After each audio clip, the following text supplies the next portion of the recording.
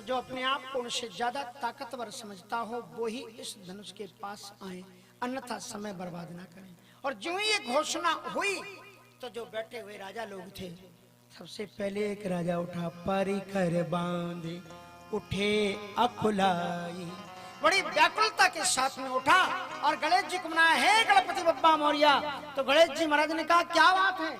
ऐसी कृपा करो, हम शुरू से आपके द्रवादल चढ़ाते आए, आपकी पूजा करते आए, आज हमारी मनोकामनाओं को पूर्ण कर दो। बोले क्या मनोकामना है? ऐसी कृपा करो कि ये हमारे द्वारा टूट जाए। जो ही वो ऐसा कहकर के चला तो पीछे के राजाओं ने फिर आवाज लगाई, हे गणपति बप्पा मोरिया। बोले हाँ क्या बात है? ऐसी कृपा करो कि धनुष इससे ना टूटे। अब गणेश जी ने कहा कि जमाना वोट का है, एक वोट कह रहा है मुझसे टूट जाए और 9,999 कह रहे हैं इससे ना टूटे। बोलो किसकी बात माने? तो बेचारा पहले वाला धनुष तोड़ तो नहीं पाया, उसे चोट लग गई, पीछे आकर के बैठ गया, नाक कट गई उसकी। और दूसरा राजा जब उठा तो उसने फिर वही प्रार्थना की कि हे गणेश जी महाराज ऐसी मेहरबानी करो कि मेरे द्वारा धनुष टूट जाए। और पीछे वाले राजाओं ने फिर वही कहा कि इससे धनुष ना टूटे। गणेश जी महाराज उसके पास नहीं गए जो धनुष तोड़ने जा रहे थे। गणेश जी महाराज उन लोगों के पास भी नहीं गए जो कह रहे थे इससे धनुष ना टूटे। गणेश जी महाराज पहले वाले राजा के पास में गए कि अब तुम तो धनुष नहीं तोड़ पाए, अब इससे मैं धनुष को तोड़वा दूं। तो उसने गणेश जी के पांव पकड़ लिए, बोले मेरी नाक कटी सो कटी, अब सबकी नाक कटा देना। हे गणेश जी महाराज जिस काम को अब मैं नहीं कर पाया उसको कोई ना कर पाए। आज भी होते हैं ऐसे नक्कटा लोग, नहीं होते। एक व्यक्ति धन कमाने के लिए विदेश गया और जो देश में नहीं कमाया विदेश में क्या कमाया? सो कमा धमा तो कुछ नहीं पाया। घर लौटने का उसका टाइम आ गया। सोचा घर जाएंगे तो बाल बच्चे कहेंगे क्या कमा के लाए हो, तो हम क्या देंगे। उसने को सोचा 60 कट वाली कमाई करो। उन्होंने 60 कट कमाई ये की कि दूसरे घर में घुस गए चोरी करने के लिए। ये बच्चे को जरा, ये चश्मा वाले बच्चे, इसको जरा पीछे इधर चले जाओ, उठो, उठ जाओ, वहां से उठ जाओ, चश्मा वाले, हाँ उधर चले जाओ, उधर उधर उठ जाओ वहां से। इनके बगल के लोग उठा लो इनको और उधर दूसरे कर दो। तो इस प्रकार से उन्होंने क्या किया कि दूसरे के घर में चोरी करने के लिए घुसे। चोरी करने का अभ्यास स्थानीय पकड़ गए और पकड़ जाने के बाद में राजा के पास में लाए गए। राजा ने कहा इसकी नाक काट दो ताकि लोगों को पता लग जाए कि चोरी करने वाला। अब उसकी बेचारे की नाक कट गई। अब उससे घर की याद आ रही थी। सोचे कि मैं घर जाऊं तो जाऊं कैसे, मैं नाक कट गई। लेकिन भारतवर्ष में अध्यात्म देश है, इसमें एक बड़ा अच्छा आसान तरीका है कि आप फिर साधु बन जाओ और साधु बनकर के त्रिपुंड लगा करके और त्रिशूल लेकर के अलख निरंजन अपने गांव में। अब चारों तरफ से लोग जुड़े, जय हो महाराज, जय हो महाराज। लोग कहें यार ये तो फलनुआ का लड़का लग रहा है। कहा नक्कटा तुम कैसे हो गए? कहा नक्कटा नहीं हुए, हमारी आस्था का मजाक मत उड़ाओ। बोले मतलब? कहा हमने नक्कटा संप्रदाय में दीक्षा ले ली। बोले ये नक्कटा संप्रदाय कैसा होता है? बोले ये तभी से चला है, द्वापर से। जैसे द्रोणाचार्य जी ने अपने शिष्य से दक्षिणा में उसका अंगूठा ले लिया था, ऐसे ही हमारे संप्रदाय के जो जगतगुरु हुए हैं उन्होंने दक्षिणा में नाक ले ली। क्यों? नाक मानी अभिमान होती है। हाँ, कभी कभी नहीं नाक चढ़ जाती। तो उन्होंने कहा कि जो है नाक ले ली। नाक अभिमान के प्रतीक है, इसको मत गड़बड़ होने। सोनन महाराज नाक बोले तभी से संप्रदाय चला। बोले संप्रदाय में फायदा का फायदा तो बहुत। क्या फायदा? बोले सब देवता दिखते हैं। इस समय आपको कौन दिख रहे हैं? आहा जय हो गणेश जी महाराज। वाह क्या, ओहो भगवती सरस्वती जी आप आ गई, क्या सुंदर सितारे। हनुमान बब्बा, अरे आपका गदा तो बड़ा अच्छा लग रहा है। ओहो जे जा रहे हैं मुरली मनोहर, क्या सुंदर पीताम्बरी चमक रही है, क्या सुंदर बांसुरी। अरे गणेश जी महाराज एकदम। अब वो लोग सोचने लगे अपन को एक छोटे से देवता का दर्शन नहीं हुआ है, इसके सामने तो सारे देवता लाइन लगा के खड़े हुए, यार सस्ता सौदा इसके चेला बन जाओ। कहा हमहू का चेला बनाएला, का बन लो चेला। अब सामग्री क्या लिखी है मुझे मालूम नहीं, लेकिन न्यू स्टील ब्रांड एक चाकू और एक थाली। पर्दा लगा करके सबको दीक्षा दी गई और दक्षिणा में सबकी नाक काट ली गई। जितने दीक्षा लेने गए सबकी नाक कट गई। अब वो गए घर, 10 दिन 15 दिन बीत गए, कोई देवता नहीं दिख रहे थे और दर्द और हो रहा था बड़ी दूर से। नाक पकने की नौबत आ गई। बोले यार भगवान के तो दर्शन हुए नहीं, नाक पकने जा रहे हैं। कहा चलो गुरुजी के पास चलते। तो सब मिलकर के गुरुजी के पास आए। कहा गुरुजी नाक कट गई और कुछ होता नहीं, और अब लोग नक्कटा भी कहते हैं और भगवान का दर्शन तो कुछ हुआ नहीं। तो उन्होंने कहा धीरे से बोलो नहीं तो बाहर के लोग सुन लेंगे। अब अगर तुम ये कहोगे कि भगवान का दर्शन नहीं हो रहा है तो बाहर के लोग तुम्हें नक्कटा कहेंगे। इसलिए अगर तुम नक्कटा कहलाने से बचना चाहते हो तो मैं एक बीता उचक करके कहता हूं कि ये गणेश जी का दर्शन हो रहा है, वो भगवान। तुम दो दो बीता उचक जय हो। फिर वो जो चेला निकले तो नाचते हुए निकले, जय हो भवानी, जय हो भोलेनाथ, जय हो कृपा सागर मुरली मनोहर, जय हो राजा रानी जी। जिधर देखो उधर आप तो महाराज गुरु जी की चांदी हो गई। जिधर देखो उधर चेला वाले लाइन लगा के खड़े, चेला बनने वाले, और सबकी वैसी गति। राजा ने देखा कि महाराज हमारी प्रजा नक्कटी कैसे हो गई। एक को बोला कहा इधर नक्कटी कैसे हो गई, जिधर देखो उधर ही 2-4 नक्कटे घूम रहे।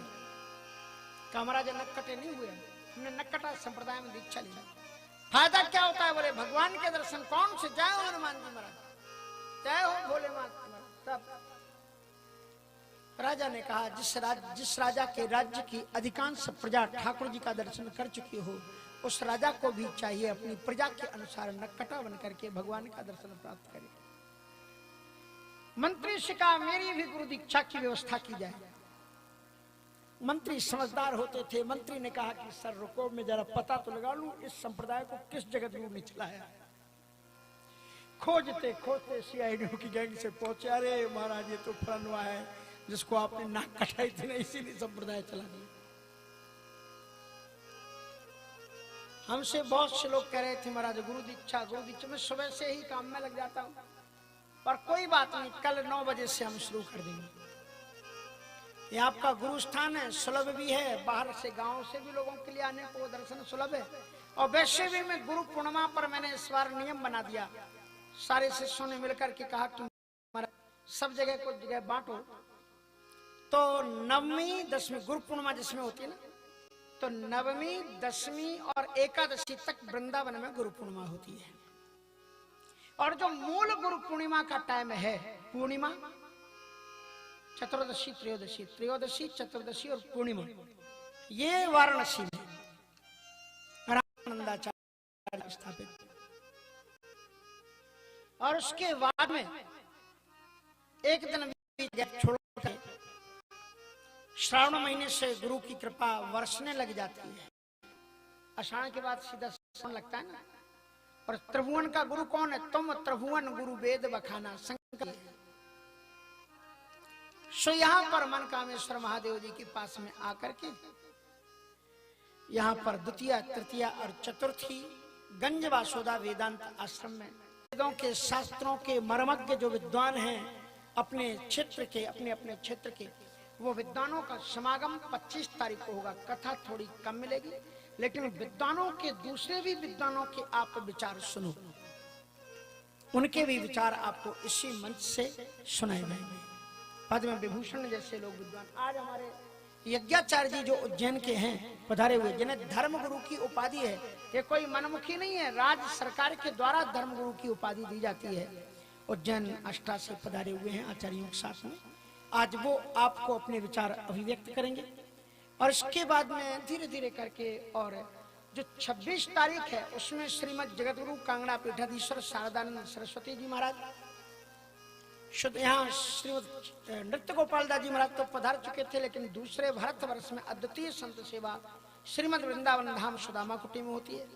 और वहां के परम पूज्य महंत श्रीमद जगतगुरु नाभा द्वाराचार्य श्री सुतीक्षण दास जी महाराज पधारेंगे, उनका भी आपको वचनामृत सुनने को मिलेगा। श्री राम प्रवेश दास शास्त्री जी महाराज वृंदावन के भी बाराया घाट के महंत हैं, और आजकल वो लालघाटी गुफा मंदिर के भी महंत हैं, वो भी आएंगे, उनके भी विचार आपको श्रवण करने के लिए मिलेंगे। और जितेंद्रानंद सरस्वती जी महाराज जो राष्ट्रीय संत समिति के महामंत्री हैं वो भी आएंगे, उनके भी विचार आपको श्रवण करने के लिए, दर्शन करने का आपको सौभाग्य मिलेगा। संत दर्श जिम पातक टरई, संतों का दर्शन करने से सारे पाप जीवन में नष्ट हो जाते हैं। मैं सोचता हूँ जब यज्ञ हो ही रहा है तो पता नहीं ठाकुर जी क्या कराते हैं, कब कराते हैं। कल तक आपको मालूम था क्या? मुझे नहीं मालूम था कि यहाँ क्या हो रहा है। इतनी संतों की उदारता है, कृपा है, ठाकुर जी ने इतनी क्षमता दी है कि जिनको मैंने फोन किया जो उपलब्ध थे, किसी ने मना नहीं किया। मैंने सोचा क्षेत्रवासियों को संतों का भी दर्शन कराया जाए, इसलिए यज्ञ हो और संत ना हो तो फिर मतलब क्या होता है। तो ऐसे संतों का दर्शन भी आप प्राप्त कर सकेंगे। बोलो वृंदावन बिहारी लाल की। बताऊं आज मैं प्रसन्न क्यों हूं? अब मुझे पता नहीं किसका चमत्कार है, हमारे क्षेत्र की माताएं इतनी जागरूक हो चुकी हैं। कल हमने कोई घोषणा नहीं की है, ये बताया था कि राम विवाह महोत्सव होगा वेदांत मंडल के द्वारा, भक्ति वेदांत महिला मंडल द्वारा, वेदांत महिला मंडल द्वारा। वो भक्ति वेदांत भी हो जाए तो कोई फर्क नहीं, वृंदावन भी उन्हीं का है। तो लेकिन ये किसी ने नहीं कहा था कि आप लाल या पीली साड़ी पहन करके आना, लेकिन आप देखो इधर इनको ज्ञान होता है। ये है हमारी भारतवर्ष की माताएं, ऐसी माताएं दुनिया के किसी भी देश में चले जाना, ये धर्म पारायणता आपको भारत की माताओं के अलावा कहीं नहीं मिलेगी। कहानी किसी से, सब अपने आप उसी रंग के ठाकुर जी का विवाह है। दुनिया की रिश्तेदारी मानते हो तो ठाकुर जी की भी रिश्तेदारी मानो ना। इसलिए भगवान की अहित की अनुकंपा माताओं के ऊपर निरंतर बनी रहे। और घर के अंदर से वो गेहूं भी तो आप ही निकलवा के दोगी ना जब जाएंगे हमारे महाराज जी, कि खिले से मिलेगा। अब जहां से भी मिले आप भेजना, आप घर में ही पतिदेव को कह देना, चाहे खिले से पहुंचाओ चाहे यहाँ से पहुंचाओ, पहुंचाना जरूर। तो फिर अगर तुमने ऑर्डर दे दिया तो फिर इनकी हिम्मत क्या है कि यहाँ पर रामदाना नहीं पहुंचा है, गेहूं नहीं पहुंचा है। हाँ, क्योंकि ये लोग जो मालिक है ना, ये सब खेत खलिहान के मालिक हैं। और घर की मालिक तो कौन होता है? गृह लक्ष्मी होती है। एक बार महात्मा गांधी जी का झगड़ा हो गया कस्तूरबा गांधी जी से, उनकी धर्मपत्नी का नाम था कस्तूरबा जी। झगड़ा हो गया, महात्मा गांधी जी गुस्सा में आए, कहा जाओ घर से बाहर निकल जाओ तुम। तो वो अकड़ गए, बोले हम क्यों घर से बाहर निकले? घर से बाहर तुम निकलो, क्योंकि घर के मालिक तो हम हैं, तुम ऑफिस के मालिक हो सकते और जगह के मालिक होते। हम झगड़ा नहीं करा रहे, हम तो साधु हम काहे झगड़ा कराएंगे, लेकिन हम बता रहे हैं सबके सबके अधिकार। लोग पैसा कमा करके आते थे प्राचीन काल में, और परंपरा क्या होता था कि जितना वेतन लेकर के आए घर में घुसते ही श्रीमती जी के हाथ में रख देते थे। अगर 200-400 भी कम हो जाए तो उसका भी हिसाब मांगते थे, जी कहाँ दे के आए, कहाँ खर्च करके आए बताओ। प्राचीन काल की परंपरा थी। मुस्कुराते रहो गीत गाते रहो, मुस्कुराते रहो गीत गाते रहो, मुस्कुराते रहो गीत गाते रहो, मुस्कुराते रहो गीत गाते रहो। जिंदगी ये खुश दिल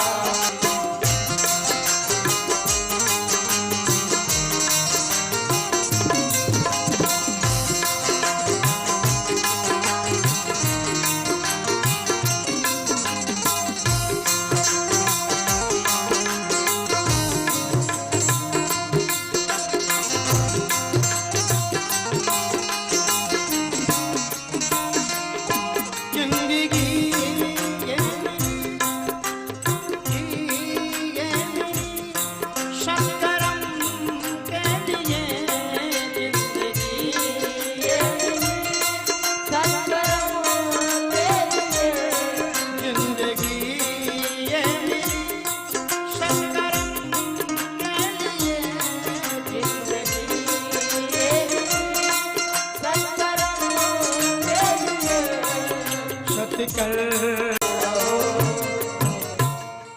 इसलिए बी हैप्पी, मुस्कुराते हुए रहना चाहिए, चेहरा लटका करके नहीं बैठना चाहिए।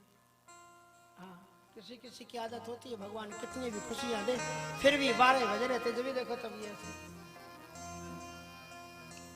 अगर पूछ दो भाई साहब माता जी कैसी हो, सब कट रही है। भगवान जी सोचते देखो कितना सबको दिया और फिर भी कैसे।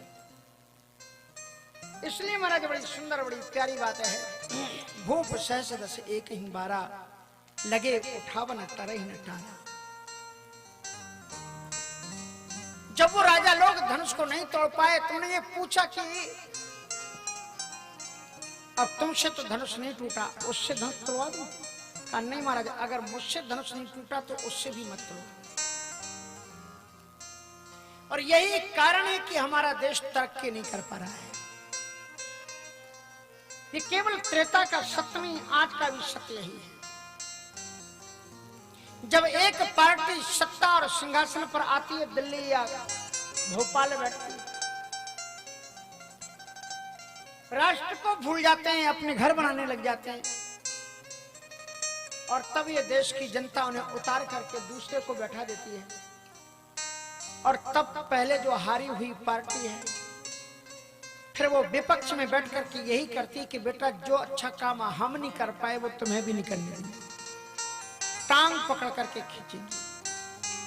अगर ये आदत नहीं होती तो देश से 370 धारा कभी की चली गई होती, अभी टूटती। अब आकर के लोग सोचते थे कि कैसा होगा।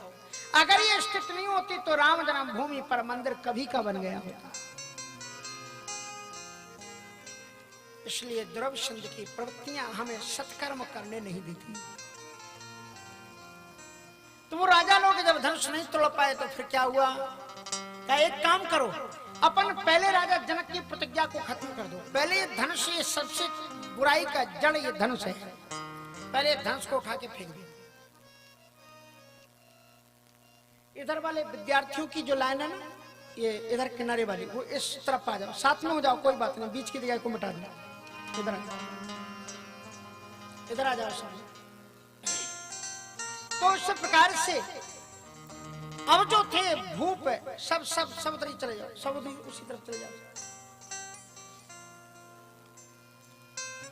तो का एक काम करते हैं हम, 10,000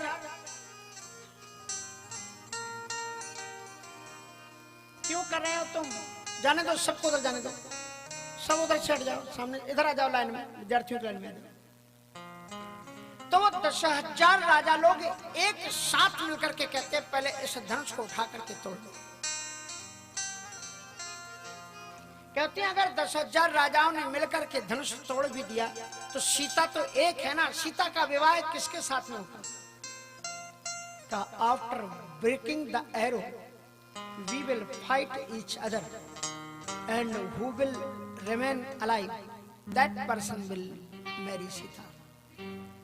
पहले हम लोग इस धनुष को तोड़ दें, उसके बाद में जब धनुष टूट जाएगा तो हम लोग आपस में लड़ेंगे और जो जिंदा रह जाएगा उसका विवाह सीता के साथ में हो जाएगा। ये दुर्लभ संधि, ये मानसिकता लोगों के अंदर में है। तो भूप सहस दस एक ही बार, भूप सहस दस एक ही बार, लगे उठावन तरहि न टारा, लगे उठावन तरहि न टारा। भूप सहस दस एक ही बारा, भूप सहस दस एक ही बार, भूप सहस दस एक ही बारा, भूप सहस दस एक ही बार, लगे उठावन तरहि न टारा। लगे उठावन तरहि न टारा। भूप सहस 10,000 राजा मिलकर के एक साथ उस धनुष को उठाने का प्रयत्न करने लगे। तो किसी ने प्रश्न कर दिया कि महाराज एक धनुष में 10,000 राजाओं के हाथ कितने हुए? 20,000। तो 20,000 हाथ कैसे लग गए? तो इसका एक संत ने अर्थ किया, बार कहा है, बार मानी सोमवार, मंगलवार, बुधवार, बोले एक दिन में भूप सहस 10 हे कहीं 12 लगे उठावन तरही न था। और दूसरा अर्थ ये किया कि इसमें संख्यावाचक शब्द का प्रयोग किया गया है। कभी लोग संख्यावाचक, हमारे विद्वान लोग भी संख्यावाचक शब्द का प्रयोग करते हैं। जैसे नवग्रह, नवग्रह में कोई ग्रह का नाम आया क्या? लेकिन आप जान गए कि नहीं? ब्रह्मा मुरारिस्त पुराणकारी भानु शशि भूम सुतो उदच्च गुरुच्च शुक्रासन दाव के तो अतर्वे गया।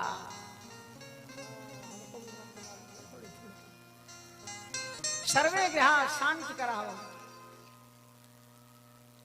तो इस प्रकार से यहाँ पर केवल नव शब्द 88,000 ऋषि मुनि लोग, केवल संख्या का प्रयोग किया गया। 64 मात्रिका, सप्तघृत मात्रिका। तो ये क्या है? केवल संख्याओं का प्रयोग किया। और वेदों में संख्या को ब्रह्म स्वरूप माना गया है। क्या प्रमाण है? पंडित जी जानते हैं, लेकिन अब हम बताएंगे तब इनको याद आएगा। हाँ जी, एक मंत्र बोलो। एक अष्टमी नहीं मालूम? याद है? इनको मालूम है? एक अष्टमी आ जाओ जल्दी आ। ये देखिए, श्वेत मंत्र के अंदर में आपको 12 संख्या का उल्लेख कराया जा रहा है। संख्या ईश्वर, एकाचा में, त्रयोचा में, चतुष्चा में, पंचाचा में, सप्ताचा में, नवाचा में, एकाभिगु सतश्चा में, पंचाभिगु सतश्चा में, नवाभिगु सतश्चा में, त्रयोस्त्रिगु सतश्चा में, पंचाभिगु सतश्चा में, जनेन कल्पन्ताम् मां। मंत्र इस तरह से इस अध्याय में लगभग 7वां या 6वां अध्याय है रुद्राष्टाध्याय का। इसमें बार-बार ये संख्याओं का उल्लेख किया गया है। ये संख्याएं भी ईश्वर का प्रतीक है। भूप सहस 10 एक ही 12, यहाँ पर संख्या का प्रयोग किया गया। इसलिए हमारे यहाँ वैदिक जब भगवान शंकर जी के अभिषेक कराए जाते हैं तो उसमें एक अभिषेक होता है, इधर शायद ही होता होगा, विद्वान लोग करते भी होंगे, हमें पता नहीं, नमक चमक। एक अभिषेक होता है नमक चमक, और उसमें एकादशी होती है। 11 बार 5वें अध्याय को रिपीट किया जाता है। तो नमक चमक क्यों कहते हैं वो मालूम नहीं होगा, क्योंकि बाजश्चा में प्रयतश्चा में प्रयतश्चा में, इस तरह से ये मंत्र है। बोलो, बाजश्चा में, प्रसिद्धिश्चा में, प्रियतिश्चा में, रीतिश्चा में, जनेन कल्पन्ताम् मां। असल में हुआ क्या है, हमारी जो विद्या चली है, हमने वेद मंत्रों को केवल रटा है, वेद मंत्रों में लिखा क्या है ये हमने सीखा ही। तोता रटंत विद्या की तरह हम वेद मंत्र तो बोल जाते हैं, लेकिन वेद मंत्र हमें शिक्षा क्या दे रहे हैं? एक बहेलिया, एक ने तोते पाले और तोतों को उसने पढ़ाया, रटा दिया। कहा बहेलिया आएगा, जाल बिछाएगा, दाना डालेगा, जाल बिछाएगा, फंसना नहीं। बहेलिया आएगा, जाल बिछाएगा, दाना डालेगा, फंसना नहीं। सांप तोते बोलने लगे, बहेलिया आएगा, जाल बिछाएगा, फंसना नहीं। बहेलिया आएगा, जाल बिछाएगा, दाना डालेगा, फंसना नहीं। और बहेलिया आया, जाल बिछाया, सब फंस गया। और उठा के चल दिया। और जो उनका रखवाला था, पालने वाला था, वो सोचा हमारे तोता तो एजुकेटेड है, इनको क्या होने वाला है। जब वो लौट करके आए, बहेलिया उनको सब झोले में भर के चला जा रहा है। और सब तोते कहते चले जा रहे हैं, क्या कह रहे हैं? बहेलिया आएगा, जाल बिछाएगा, दाना डालेगा, फंसना नहीं। बहेलिया आएगा, दाना। ऐसी हमारी वेद विद्या का हो रहा है। हम मंत्र पढ़ लेते हैं, लेकिन वेदों के अंदर में उनकी शिक्षा क्या है? इसलिए जिन्हीं वाजश्चमे प्रयतश्चमे धृतश्चमे ये जो मंत्र बोले जाते हैं और इसके बाद में वहां पर कोष्टक में लिखा हुआ आ जाता है नमः। नमः के बाद में होती है बिंदी और वहीं से फिर शुरू करना होता है नमस्ते रुद्रमन्यव उतोत इखवे नमः बाहुभ्याम उतते नमः जाते शिवा तनूर घोरा पापका सनीतया न सन्वा गिरिसंत भिचाकशी जामि खुंगिरिसंत देवी वकसवे शिवांगिरदतं कुर्माहि गुंसी। तो इस प्रकार से ये जो नमक और चमक, ऐसा मत सोचना कि दाल में जब नमक डालते हैं तो चमक जाती है, ऐसा आप तो सोच कर लेना। नमक चमक का मतलब ये। तो मेरा कहने का तात्पर्य है कि भूप सहस 10, यहाँ जो 10 और सहस का प्रयोग किया गया ये संख्यावाचक शब्द है। यहाँ सहस का मतलब हुआ सहस्त्रा बाहु बाणासुर कार्तिकेय अर्जुन। रावण बाण महाभटवारे, तो सहस मानी सहस्त्रबाहु रावण भी, सहस्त्रबाहु बाणासुर भी आया और 10 सिर वाला रावण। भूप सहस, सहस मानी कार्तिकेय अर्जुन और 10 मानी दशानन रावण। रावण तो भूप सहस 10 एक ही 12, लेकिन लगे एक ही दिन रावण भी आया और वो भी आया, लेकिन लगे 58 टरें न ठहरा। और दूसरा अर्थ इसका क्या है? दूसरा अर्थ इसका ये है कि परमात्मा की पूजा में जो प्रयोग किए जाते हैं, परमात्मा की पूजा में जो आप थाली रखते हो, गिलसिया रखते हो, जो घंटी रखते हो, ये भी भगवान के स्वरूप होते हैं।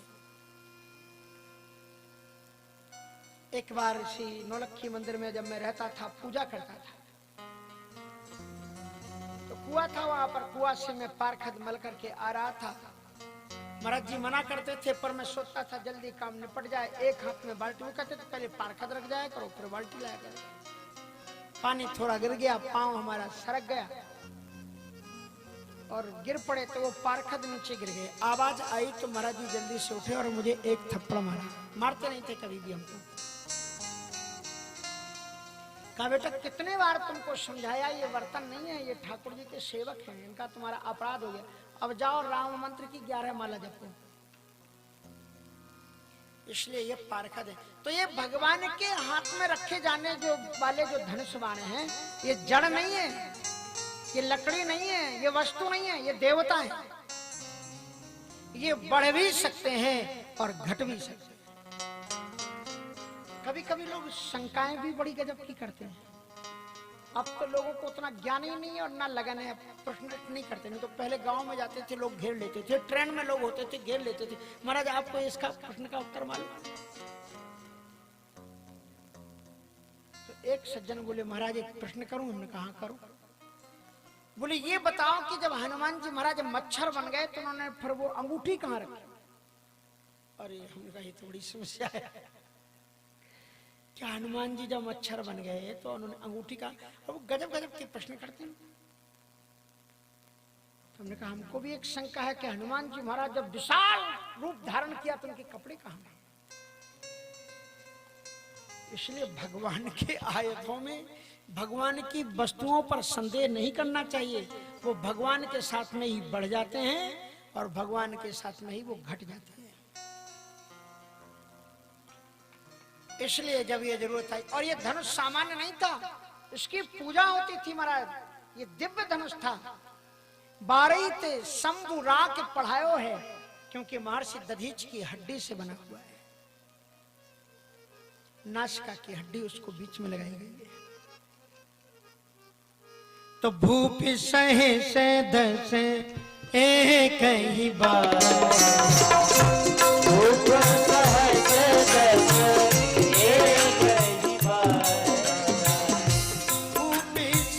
से दस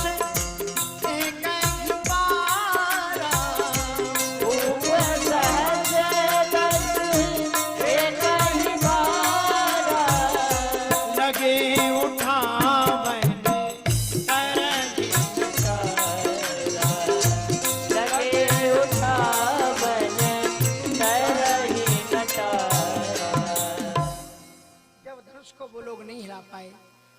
जनक जी को बहुत बुरा लगा और राजा जनक जी ने फिर उनको फटकारा। राजा जनक जी बीच में बोल उठे